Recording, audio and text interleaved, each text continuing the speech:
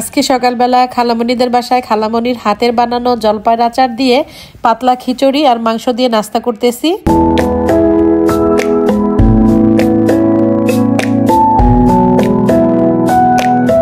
Hello guys, আসসালামু আলাইকুম। আমি পুতুলস ফ্যামিলি ব্লগ থেকে পুতুল বলছি। আপনারা সবাই কেমন আছেন?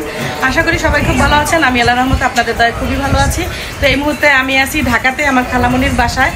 তো আমি যেহেতু বাংলাদেশে আর এক সপ্তাহ আছি, তো আমি চাচ্ছি যে একটা সপ্তাহ আমি আমার সব রিলেটিভসের বাসায় বেড়াবো, আর যা যা আমার শপিং করা বাকি আছে সেগুলো আমি করব। তো সেটাই চাইলাম যে ছোট্ট একটি ব্লগের মাধ্যমে আপনাদের সাথেও শেয়ার করি। জানি না এই ব্লগগুলো আমি কখন আপলোড করতে পারবো, কারণ ঢাকায় আসার পর আমি এতই ব্যস্ত যে এগুলো আমি এডিটিং করার সময় পাচ্ছি না।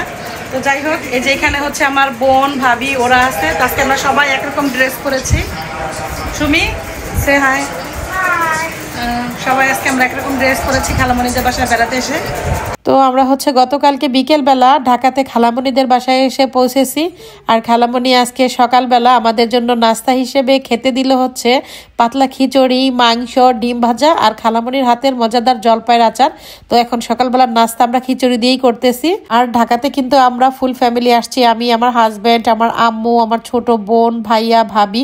যেহেতু আমি বাংলাদেশে আর এক সপ্তাহ আছি, তারা এই একটা সপ্তাহ আমার সঙ্গেই কাটাবে। যেহেতু আমাদের হাতে সময় খুবই কম, তাই এই কম সময়ে আমরা সবার বাসায় বেড়ানোটা শেষ করব। তো আজকে আমরা খালামণির বাসায় আছি। আগামীকালকে আমার এক কাজিনের বাসায় যাব। সেখান থেকে আগামী পরশু আমরা চলে যাব আমার ছোট মামার বাসায়। তো এভাবেই আমাদের সবার বাসা বেড়ানো হবে এবং আমরা সব রিলেটিভসরা একসাথেই সবাই সবার বাসায় বেড়াচ্ছি।